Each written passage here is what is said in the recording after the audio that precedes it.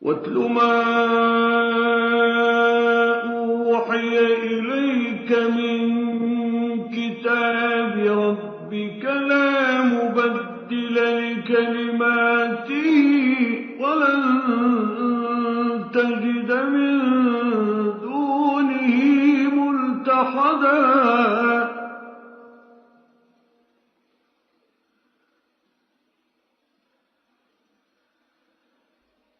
واصبر نفسك مع الذين يدعون ربهم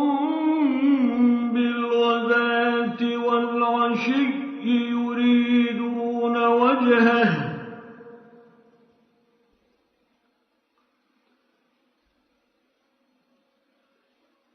ولا تعد عيناك عنهم تريد زينة الحياة الدنيا